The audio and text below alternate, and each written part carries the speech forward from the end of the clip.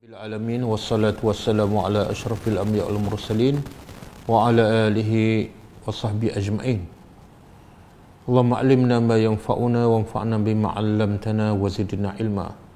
Allahumma ati anfusana taqwaha wa zakkiha anta khairu man zakkaha anta waliyuha wa maulaha. Rabbi yassir wa la tu'assir, Rabbi tammi bil khair. Amma ba'du. Pertama, saya minta maaf, pihak pengurusan minta maaf sebab ada masalah teknikal sehingga kita terlewat hampir 1 jam. Semoga penantian kita adalah satu ibadat, bukan satu penyiksaan. Sebenarnya itulah Islam. Islam ni ibadat, bukan sahaja solat, puasa, tapi menunggu untuk mendapat kebaikan pun adalah ibadat. Sebab tu orang beriman, kata Nabi SAW, ajaban li amril al-mu'min. Nabi kata, aku kagum dengan orang beriman. Kenapa? Kana amruhu kulluhu khair. Semua urusan orang beriman baik. Iaitu bila dia dapat nikmat, dia bersyukur. Maka dengan syukur dia terhadap nikmat adalah baik untuknya. Bukan nikmat tu baik, tapi syukur kepada nikmat adalah baik. Dan sekiranya dia dapat diberi musibah oleh Allah, maka dia sabar. Maka sabar itu adalah baik. Jadi apa saja masalah, apa saja musibah yang menimpa kita, sebenarnya Allah nak bagi kebaikan. Jadi ada masalah teknikal menyebabkan kita menunggu hampir setengah jam dan kita sabar. Sebenarnya itu adalah, Nabi kata, khairun, baik untuk kita. Sekiranya kita sabar. Tapi kalau kita tak sabar, kita terus cabut, terus marah, maka yang sepatut jadi ibadat akan menjadi betul-betul musibah. Okey, kita sambung surah Jumaah ayat yang ke-8. Surah Jumaah ayat yang ke-8. A'udzubillahi minasyaitonirrajim. Kalau ayat yang lepas Allah bongkarkan masalah ataupun penyakit orang-orang Yahudi. Penyakit orang Yahudi yang Allah bongkar tu adalah supaya penyakit itu tidak menimpa orang beriman. Apa penyakit tu? Penyakit apa tu? Dalam ayat yang lepas Allah kata, kul ya ayyuhallazina hadu in za'amtum annakum awliya Allah min dunin nas fatamannawul maut. Allah kata pada Muhammad, begitu pada orang Yahudi, wahai orang-orang Yahudi, sekiranya kamu sangka kamu adalah wali-wali Allah, dalam ayat lain kamu adalah kekasih Allah, kamu adalah anak-anak Allah, maka fatamannawul maut, bercita-citalah untuk mati sekarang. Sebab setiap kekasih nak jumpa kekasihnya. Jadi buat apa lagi kamu hidup? Kalau kamu dah yakin kamu ahli syurga, mati pergi jumpa terus Allah. Itu penyakit, penyakit paling bahaya yang menimpa umat yang terbaik ketika itu, iaitu Bani Israel. Penyakitnya apa? Penyakit perasan dia adalah yang terbaik. Ini bahaya bila orang ada ilmu, bila orang ada kelebihan, termasuklah ada kitab Allah. Dengan kitab Allah pun dia boleh tertipu. Dan oleh kerana kebanyakan para nabi pun Allah pilih daripada bangsa mereka, itu pun menyebabkan mereka tertipu. Sedangkan semua itu adalah sebagai ujian. Allah pilih nabi di kalangan mereka pun nak menguji mereka. Allah bagi kitab pada mereka pun nak menguji mereka, bukan untuk mereka berbangga. Jadi berhati-hati dengan, bukan setakat dunia, dengan agama pun kena berhati-hati. Kadang-kadang manusia hancur dengan dunia. Kadang-kadang manusia rosak dengan agama. Kadang-kadang manusia rosak dengan kitab-kitab yang mengarut, yang sesat. Kadang-kadang manusia sesat dengan kitab Al-Quran. Jadi jangan perasan kita ada Quran, kita selalu baca Quran, kita khatam Quran, kita adalah kaum yang terbaik, kita adalah ahli syurga. Jadi Allah nak rawat penyakit tu. Allah kata apa? Kalau betul kamu perasan kamu ahli syurga, matilah sekarang. Maka Allah jawab, wala yatamannawnahu abadan. Mereka tak mungkin ingin mati. Mereka tak mungkin mati. Kenapa? wala yatamannawnahu abadan bima qaddamat aydihim, disebabkan dosa yang mereka lakukan. Disebabkan dosa yang mereka lakukan. Apa dosa mereka lakukan? Apa dosa orang Yahudi lakukan? Allah tak sebut dalam ayat ni, dalam surah Al-Jumu'ah. Tapi Allah sebut dalam surah Al-Baqarah yang kita sebut dalam kelas yang lepas. Apa dia penyakit tu? Penyakit apa? Siapa tahu? Penyakit apa yang menimpa orang Yahudi sehingga dia tak suka mati, dia benci mati, walaupun mulutnya mendakwa dia adalah ahli syurga. Penyakit apa?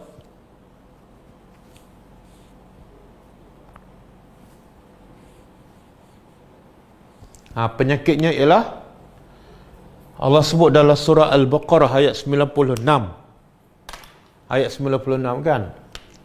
Atajidanna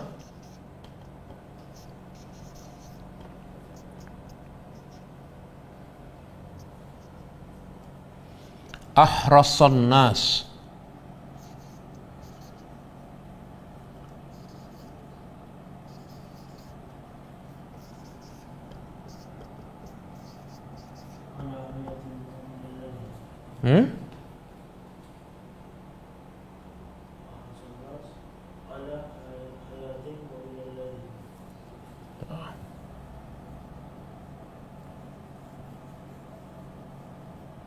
Ini penyakit ni.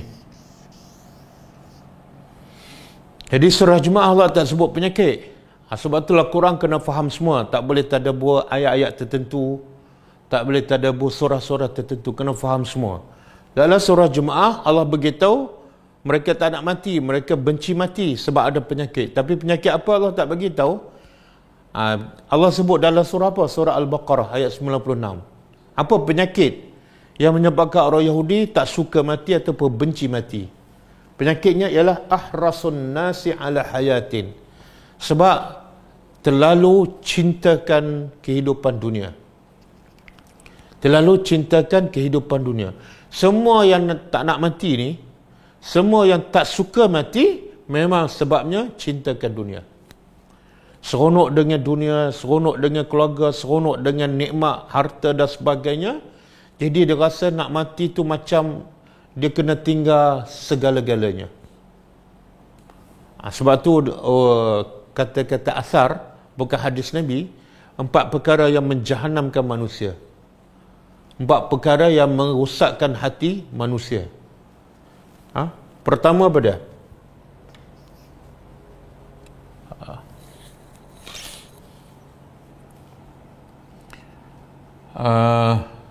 Al-ainu la tadma'. Mata yang tak menangis.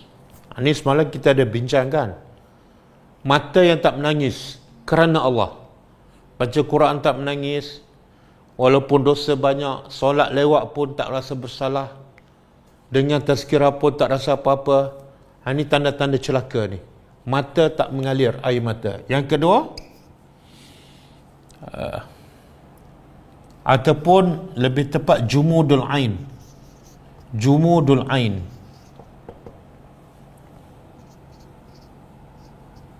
Mana mata yang beku. Beku ni mana tak ada ais, tidak keluar air. Yang kedua, qasawatul qalb.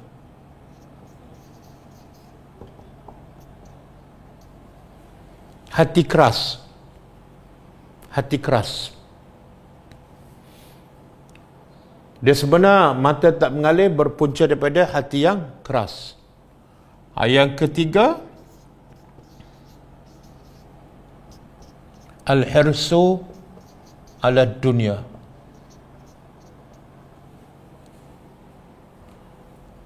Al-hirsu ni ahras, yakni tamak. Tamak kepada kehidupan dunia.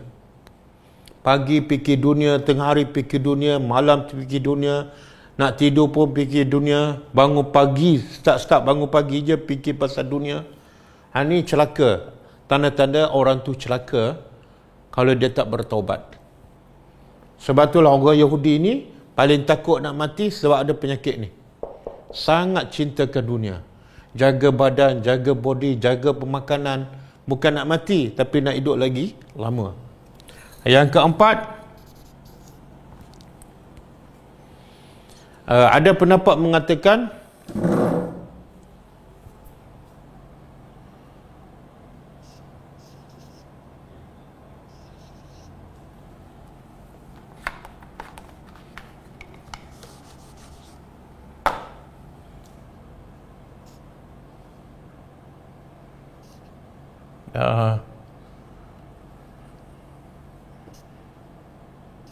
al-ilmu ghaira an-nafi'. Ilmu yang tidak bermanfaat. Ada ilmu banyak belajar, lama belajar, tapi tak bermanfaat. Dia pun tak beramal. Yang dia belajar pun lepas, yang lepas-lepas semua dia lupa. Yang semalam pun dia lupa. Jauh sekali daripada nak sampaikan kepada orang. Ini antara empat tanda hati seseorang itu celaka. Dan antara sebab orang tu takut nak mati, sebagaimana penyakit ini menimpa kepada orang Yahudi. Okey? Jadi penyakit orang Yahudi takut nak mati sebab apa? Sebab tamak kepada kehidupan dunia. Kalau boleh nak hidup selama-lamanya. Kalau boleh nak jadi Perdana Menteri 3 kali.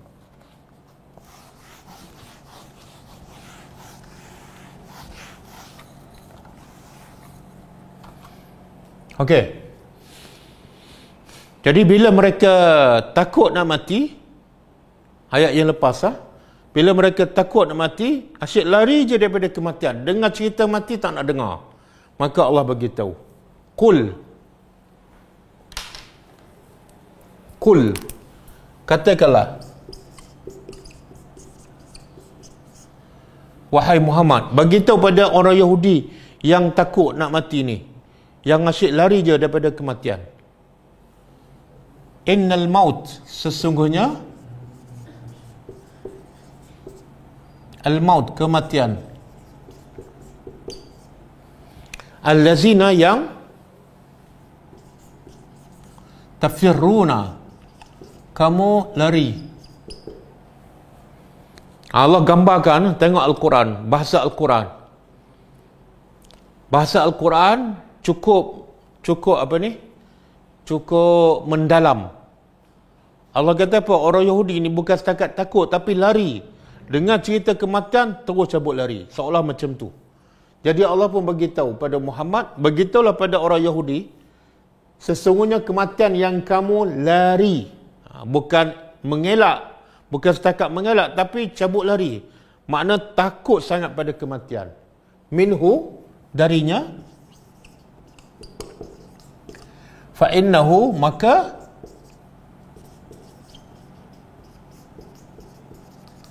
sesungguhnya iaitu kematian, mulaqikum, akan menemui kamu.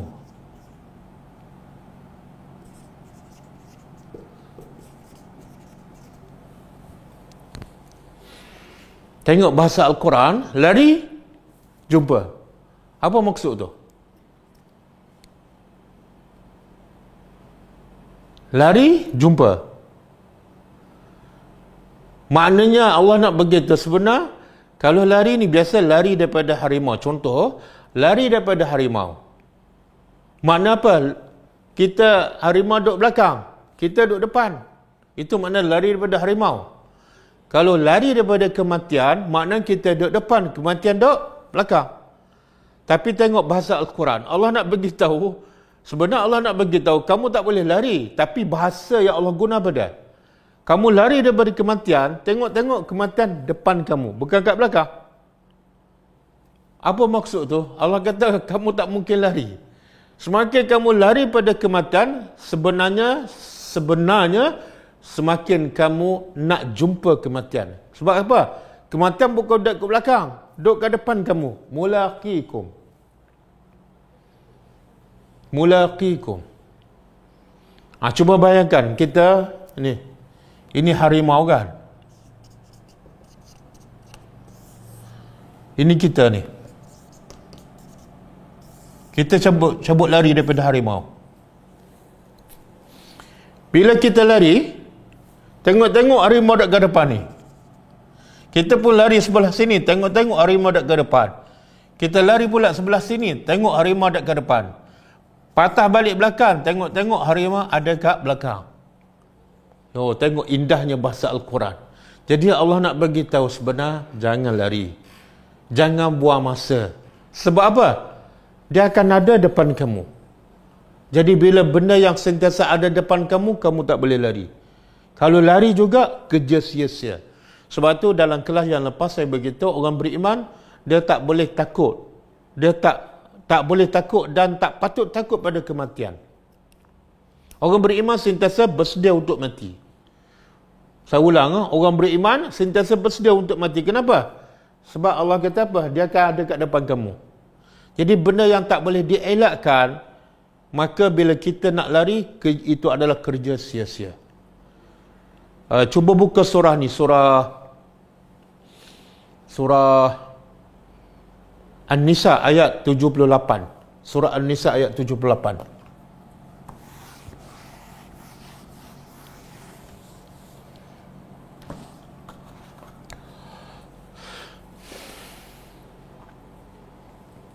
Allah ayat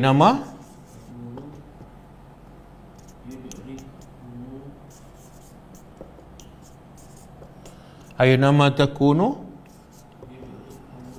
yudrik kumul maut walau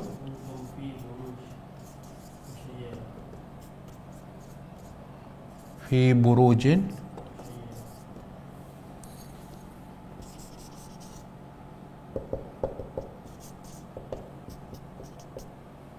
Okey. Surah An-Nisa ayat 78. Cuba tengok. Allah kata apa? Aynama, di mana saja kamu berada. Aynama takunu, di mana saja kamu berada. Yudrikumul maut. Yudrik mana akan mendapati kamu. Al-maut, kematian akan mendapati kamu. Beza surah Al-Jumu'ah, kematian akan jumpa kamu. Yang surah An-Nisa, kematian akan mendapati kamu. Jadi di sini yudrik daripada perkataan idrakun. Mulaqi daripada perkataan liqa. Jadi kalau idrak, mendapati. Kalau liqa, berjumpa. Apa beza dia? Kadang-kadang Allah guna perkataan mulaqi, jumpa. Kadang-kadang Allah guna perkataan yudrik, mendapati. Apa beza dia? Subhanallah, Allah guna perkataan sesuai dengan maksud ayat. Ayat surah An-Nisa ni, Allah bukan nak beritahu orang lari daripada kematian. Allah bukan nak beritahu orang tu lari daripada kematian. Cuma Allah nak beritahu, di mana saja kamu berada, kematian akan mendapati kamu. Kamu duduk kat sini, duduk dalam kubu, buruj, benteng, musyayyadah yang kukuh. Katalah benteng tu daripada besi, duduk dah pula dalam gua, mungkin manusia fikir malaikat maut tak boleh masuk. Ataupun kita duduk atas kapal terbang yang paling canggih, paling mahal. Ataupun duduk dalam kapal selam yang paling canggih, ada 4 lapis besi kan, pintu. Ini burujin musyayyadah. Allah kata apa? Mati akan datang. Jadi yudrik mana apa? Ini kita ni. Yudrik mana dia? Boleh datang belakang, boleh datang depan, boleh datang kanan, boleh datang kiri. Itu makna yudrik. Tapi dalam ayat ni, surah Al-Jumu'ah, Allah guna mulaqi, liqa. Liqa apa makna? Liqa berjumpa depan-depan. Allah tak guna perkataan yudrik. Kenapa? Sebab cerita surah Jumaat ni cerita orang lari daripada kematian. Bila lari, Allah nak bagi tahu, kamu lari, semakin kamu lari, dia bukan duduk kanan, bukan duduk kat belakang, duduk kat depan. Duduk kat depan.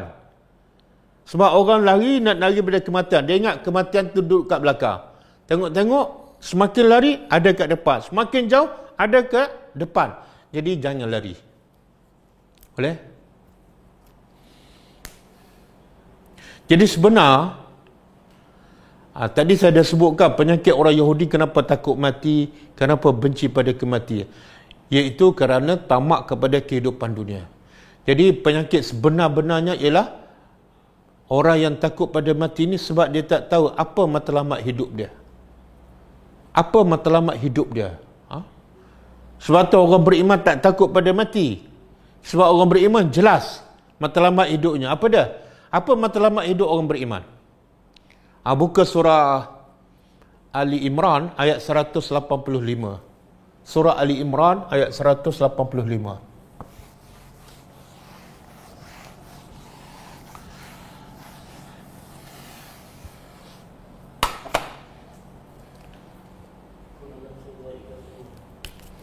Kullu nafsin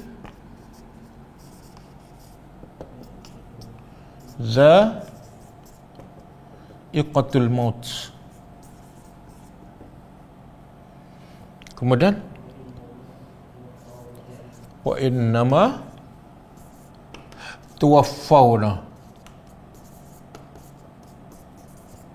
ujurakum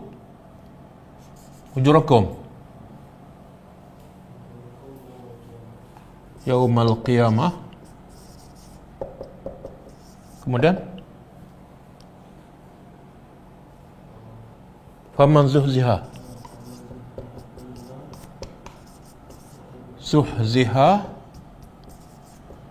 anin nar wa udkhila jannah faqad faz.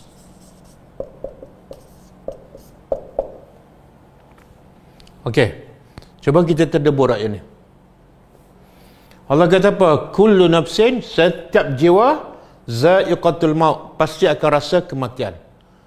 Bila sebut semua tak terkecuali para nabi, Nabi Muhammad, Jibril, semua akan mati, termasuklah malaikat maut. Last sekali, malaikat maut. Kullu nafsin, semua akan mati.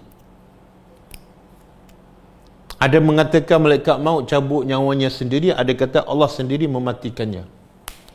Jadi Allah kata setiap jiwa pasti akan rasa. Za'iqah makna rasa. Jadi Allah tak kata kullu nafsin yamut. Beza ni. Setiap jiwa yamut akan mati. Satu lagi ayat kullu nafsin za'iqatul maut. Sangat berbeza. Kalau kullu nafsin yamut, setiap jiwa akan mati, macam mati tu tak ada apa-apa, tak ada rasa apa-apa. Tapi Allah nak beritahu mati tu ada rasa. Apa makna? Apa perkataan dia? Za'iqah. Za'iqah makna rasa. Jadi dalam ayat ni Allah nak beritahu bila mati ada rasa. Rasa apa? Nabi kata innalil mauti lasakarat. Sesungguhnya bagi kematian itu sakarat, sangat menyakitkan. Sehingga Nabi di tempat yang sejuk pun muka Nabi boleh berpeluh sebab kesakitan kematian. Itu Nabi. Jadi mati, setiap jiwa akan rasa kesakitan mati. Kemudian lepas tu wa innama tuwaffawna. Ini yang beza orang beriman dengan orang kafir. Orang beriman dia ada matlamat hidup dia. Bila jelas matlamat, dia tak takut mati. Apa matlamat hidup dia? Dia solat, dia nak pahala. Dia pergi haji, pergi umrah, bersedekah, nak pahala. Dia berdakwah, nak pahala. Semua tu dia nak pahala dan kemuncaknya nak syurga. Tapi syarat nak syurga, kena mati.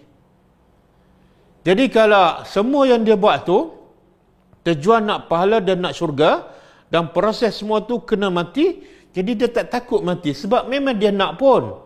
Kalau tak mati, dia tak akan dapat semua yang dia buat kat dunia tu. Maka Allah kata apa? Innama tuwaffawna. Sesungguhnya semua kamu akan disempurnakan ujurakum, pahala kamu. Mana ada orang yang bekerja penat tak nak gaji? Pelik kan? Orang yang solat tak betul, solat main-main, yang ni takut mati. Sebab apa? Dia tahu dia solat bukan nak pahala. Mungkin sebab sifat munafik ataupun sebab riak. Jadi orang macam ni tak nak pahala. Bila tak nak pahala, dia takut mati. Tapi kalau orang beribadat, solat ke puasa ke sedekah, betul-betul ikhlas kerana Allah, betul-betul nak pahala, dia nak terima gaji tu kalau boleh cepat. Lagi cepat dapat gaji, lagi bagus. Saya nak tanya semua. Bila kita bekerja, kita nak gaji awal ke nak gaji lambat? Katalah kerja sebulan, gaji 20,000. Nak 25 hari bulan ke nak 30 hari bulan?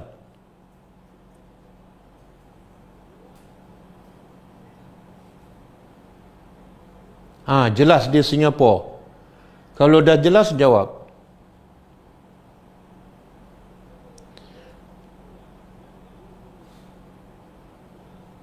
Boleh jawab? Kalau kita bekerja, gaji 20,000, orang bagi pilihan. Gaji akan diberi 30 hari bulan, satu lagi 25 hari bulan. Kita nak yang mana? Pastilah kita nak yang awal. Lagi awal dapat, lagi seronok, lagi yakin, lagi tenang. Itu bab dunia, itu bab duit yang lepas tu mungkin akan hilang. Mungkin lepas sebulan habis duit tu. Tapi itu pun kita nak awal. Ini pula pahala gaji di akhirat yang tak akan habis-habis.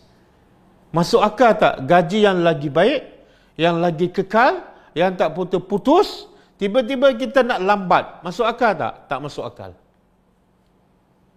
Sebab itulah saya ulang, orang beriman tak takut mati. Sebab mati adalah proses untuk tuwaffawna ujurakum. Mereka akan diberi gaji, allowance, pahala, surga. Jadi kalau boleh dia nak cepat. Sebab tu kalau kita tengok sejarah para sahabat kan, budak-budak kecil pun dah berebut nak pergi berjihad. Dalam peperangan Badar, ada seorang budak nama dia Umair bin Abi Waqqas, adik kepada Sa'ad bin Abi Waqqas. Umur belum balik lagi. Jadi bila Nabi isytiharkan perang, dia menyusut dalam barisan tentera Islam. Bila dilihat oleh abangnya Sa'ad bin Abi Waqqas, maka abangnya bertanya, kenapa kamu menyusup masuk dalam barisan tentera Islam? Apa jawapannya? Dia kata, aku takut Rasulullah melihat aku. Bila Rasulullah melihat, dia tak akan benarkan aku bersama berperang. Kenapa? Bawah umur. Dan ditakdirkan Allah, Nabi nampak dia. Nabi kata, keluar, balik rumah. Kamu belum cukup umur. Apa reaksi Umair bin Abi Waqqas? Bila Nabi tak benarkan dia berjihad dan tak benarkan untuk dia mencapai cita-cita mati syahid dalam peperangan. Dia menangis, bukan dia suka. Dia menangis dan merayu pada Rasulullah. Ya Rasulullah, ya Rasulullah, benarkan aku untuk mati syahid. Makna apa tu? Orang beriman, walaupun budak, tapi akal dia matang. Dia yakin, pahala yang paling besar, nikmat yang kekal abadi ialah di akhirat. Buat apa aku penat-penat duduk kat dunia, belum tentu dapat pahala yang terbaik dan yang kekal. Tiba-tiba ada peluang. Walaupun umur muda kan, tapi dalam masa umur muda, ada peluang nak dapat gaji awal. Ada peluang nak masuk taman syurga awal. Buat apa? Buang masa. Itu pemikiran orang beriman. Kemudian Allah kata apa? Pada hari kiamat, yang kita dapat ibadat kat dunia ni mungkin tenang, tapi itu sebahagian. Pelengkap ganjaran pahala kita yaumal qiyamah. Kemudian Allah kata apa? Faman zuhziha 'anil nar. Siapa yang dijauhkan daripada neraka. Ini matlamat lagi besar. Matlamat orang beriman apa dia? Nak selamatkan diri daripada neraka. Kemudian wa udkhilal jannah, dan dimasukkan ke dalam syurga. Allah kata apa? Waqad faz. Dia sebenarnya telah berjaya. Inilah kejayaan yang sebenar, yang hakiki. Apa dia? Selamat daripada neraka, berjaya masuk syurga. Dan ini juga dipanggil al-falah. Qad aflahal mu'minun. Al-falah makna dia selamat daripada neraka, berjaya masuk syurga. Jadi nak apa lagi ni? Kemuncak ni. Ini matlamat hidup orang beriman. Dia beri ganjaran pahala yang sempurna. Kemudian kemuncaknya diselamatkan daripada neraka dan masuk syurga. Jadi orang beriman, kalau dia fikir yang ni, dia tak takut mati. Dan dia tak kisah pun mati awal. Saya bagi contoh, analogi. Kalau matlamat kita nak pergi Al-Usta kan, ini kita, ini ke Al-Usta. Matlamat kita nak ke Al-Usta, perjalanan makan masa 5 jam. Tiba-tiba ada orang bagi tahu ada jalan baru yang lebih cepat dan lebih selamat. Ada jalan baru 2 jam. Saya nak tanya, kita pilih yang mana? Matlamat ke Al-Usta ni? Matlamat ke Al-Usta. Sekarang kita pilih yang mana? Selepas mati tu bukan takut apa. Amalan belum banyak lagi. Okey, nanti saya akan jawab. Saya nak tanya soalan ni. Kita nak pergi, matlamat nak pergi ke Al-Usta. Kita ada satu jalan, perjalanannya 5 jam. Tiba-tiba ada orang bagi tahu ada jalan ringkas, jalan yang pendek, yang makan masa hanya 2 jam je dan selamat. Kita pilih yang mana?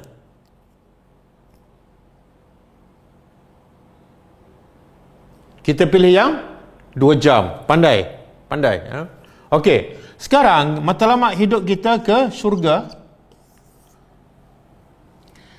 Ada perjalanan dia 70 tahun. 70 tahun. Ada satu lagi perjalanan dia 25 tahun. Boleh sampai ke syurga. Kita pilih yang mana?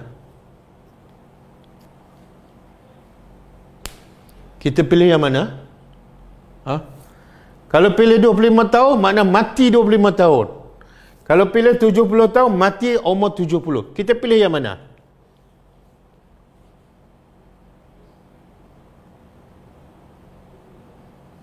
Inilah analogi orang beriman ni. Jadi kalau jalan kat dunia, kita pilih jalan yang dekat, yang cepat dan selamat. Tapi bila ke syurga, kita pilih tak apalah, aku nak umur biar sampai 80, 90. Tapi tak ada jaminan ke syurga. Makna matlamat kita tak jelas.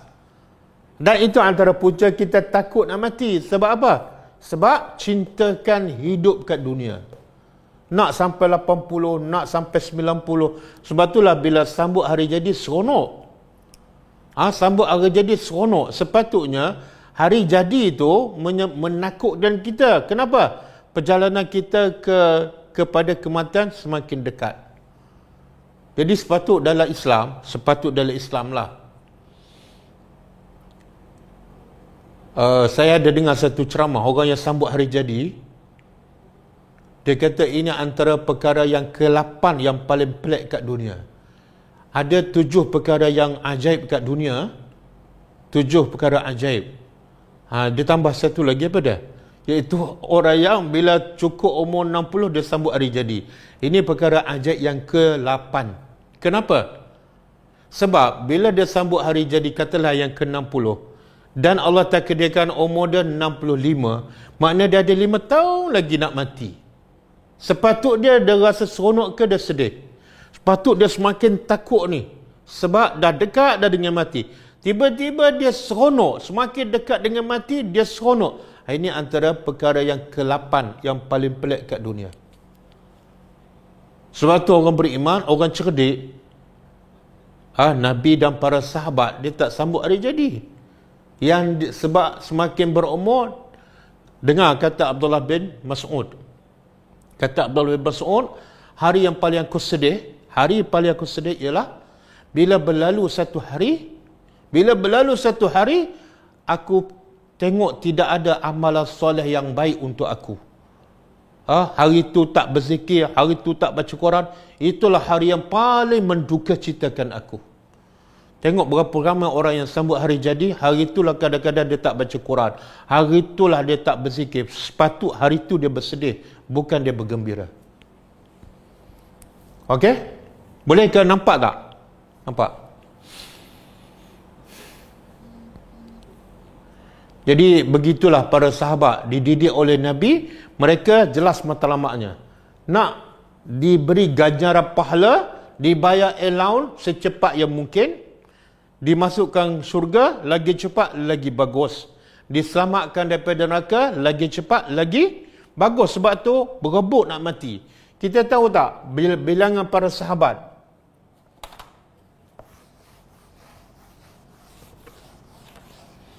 Bilangan para sahabat lebih kurang 100,000.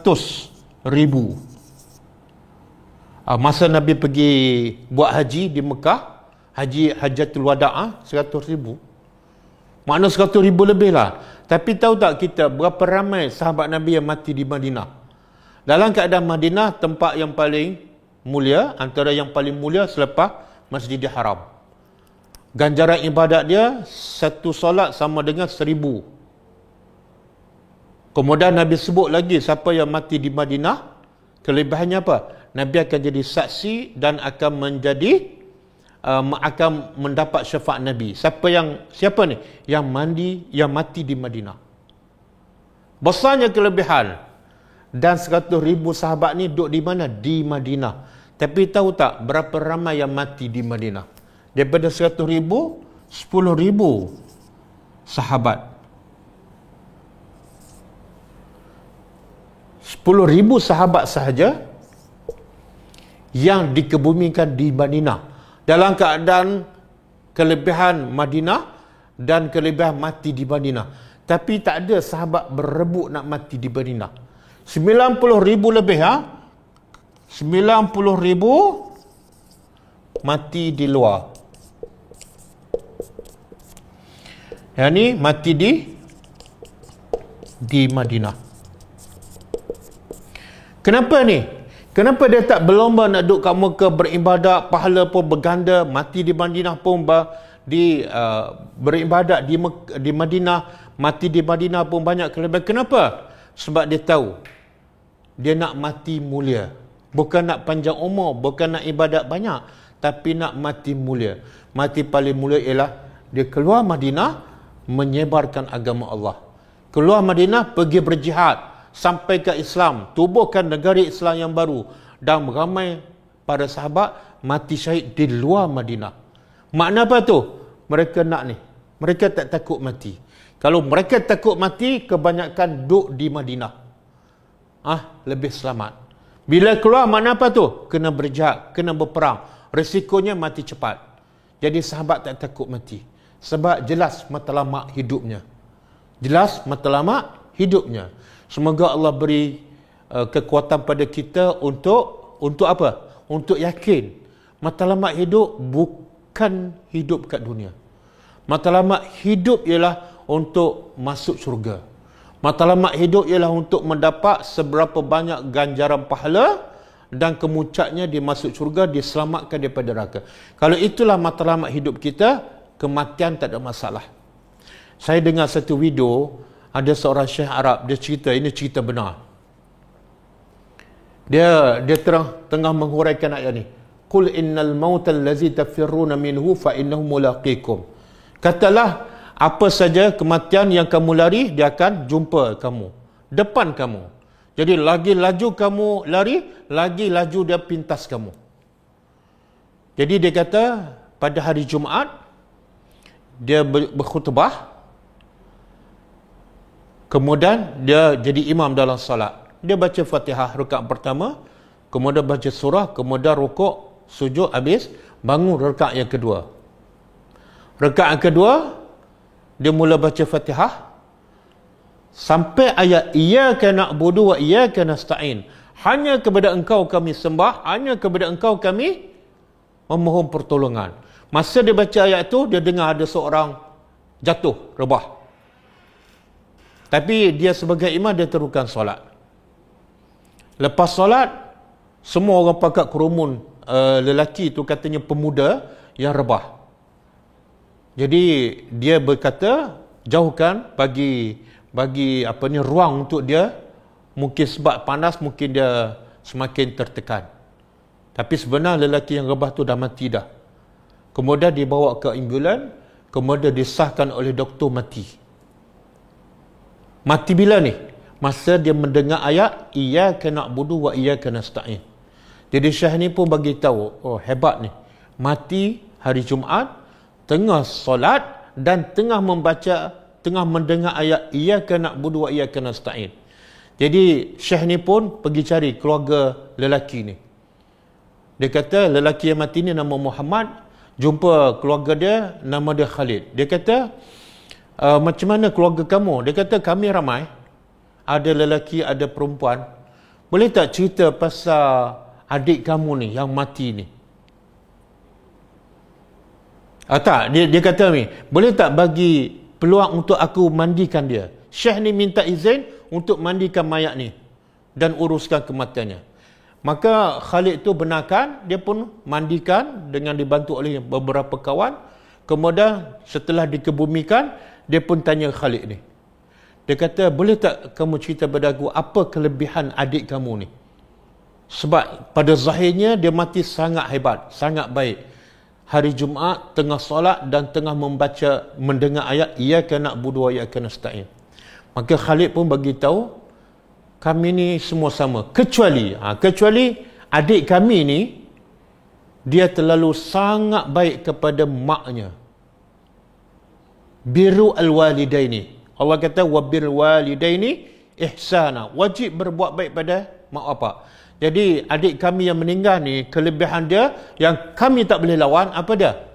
Dia setiap hari pergi ziarah mak dia, setiap hari tanya khabar, setiap hari sediakan keperluan mak dia.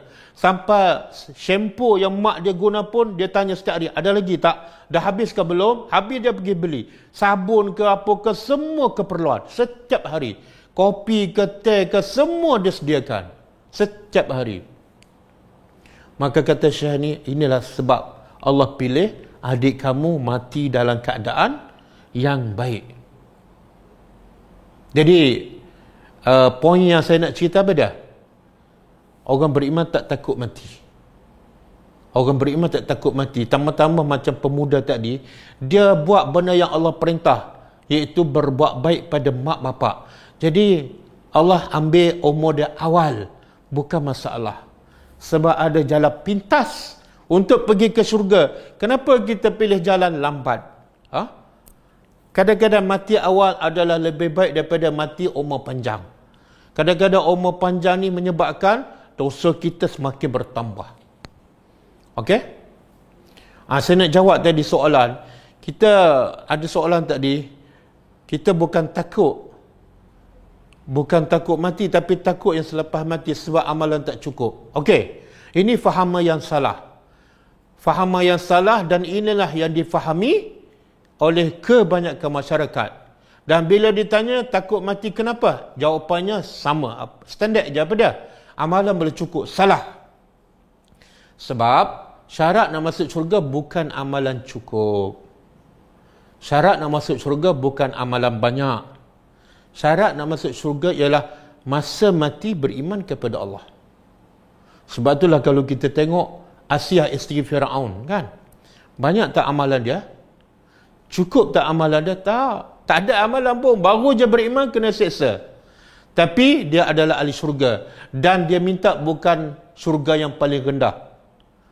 Dia kata apa? Rabbi ibnili indaka baitan fil jannah. Wahai Tuhan, binalah untuk aku di sebelah engkau. Makna dia minta syurga paling tinggi, paling dekat dengan Nabi. Tengok cita-cita dia. Kalau matlamat dia jelas, dia tak hirau pasal amalan tak cukup. Yang penting masa mati tu beriman kepada Allah. Yang bunuh 100 orang, amalan cukup tak? Yang bunuh 100 orang, agak-agak dia dengan kita, siapa paling banyak amalan? Siapa yang lebih cukup amalan? Pastilah kita disolat daripada kecil lagi. Baca Quran, belajar Quran daripada kecil lagi. Ni yang bunuh 100 orang tak pernah beribadat, tak pernah solat, tak pernah umrah, tak pernah sedekah, tak pernah bangun malam. Dan dosanya bunuh 100 orang. Tapi dia adalah ahli syurga. Kenapa? Masa dia mati dia beriman kepada Allah. Jadi jangan buat alasan amalan tak cukup. Salah. Itu sebenarnya talbisu iblis. Talbisu iblis. Akhirnya syaitan nak apa? Kita tak nak mati lagi, lara dengan dunia. Tengok-tengok lepas 5 tahun, jawapan sama juga. Amalan tak cukup. 5 tahun lepas tak cukup. Lepas 5 tahun tak cukup juga. Makna tertipu. Yang paling penting ialah pastikan kita sentiasa bertobat kepada Allah. Yang kedua, pastikan kita beristiqamah dalam beribadat kepada Allah. Jangan bermusim. Jangan turun naik. Kalau turun naik pun, kita bertobat dan teruskan istiqamah. Kata ulama ada dua perkara penting untuk kita menghadapi kematian. Kalau ada dua ni, insya-Allah selamat. Line clear. Walaupun amalan sikit. Saya ulang, kalau ada dua perkara ni, insya-Allah kita mati selamat. Walaupun amalan kita tak banyak. Pertama, bersangka baik pada Allah. Allah Maha Pengampun. Dan sentiasa rasa takut dengan azab Allah. Sangka baik kepada Allah. Kemudian yang kedua, hasil sangka baik kepada Allah, beramal soleh. Tanda kita sangka baik, beramal soleh. Kalau Allah dah baik, buatlah baik kepada Allah. Kalau sangka baik tapi masih buat jahat, itu bukan sangka baik, itu sangka buruk. Okey? Dua perkara ni. Kalau kita ada, bila-bila masa, insya-Allah kita mati dalam keadaan beriman dan kita akan dapat ni syurga. Walaupun amalan kita sikit je. Bersangka baik pada Allah. Maknanya Allah tu Maha Pengampun. Bertaubatlah. Kemudian jangan berhenti beramal soleh, insya-Allah. Okey. Kita habiskan ayat ni. Lepas mati, lepas kita lari daripada mati, akhirnya jumpa juga. Macam pemuda tadi kan. Dia tak lari pun, duduk dalam masjid tengah salat, Allah nak cabut nyawa, mati. Kemudian lepas mati apa berlaku? Summa turadduna, kemudian turadduna, kamu dikembalikan ila alimil ghaib,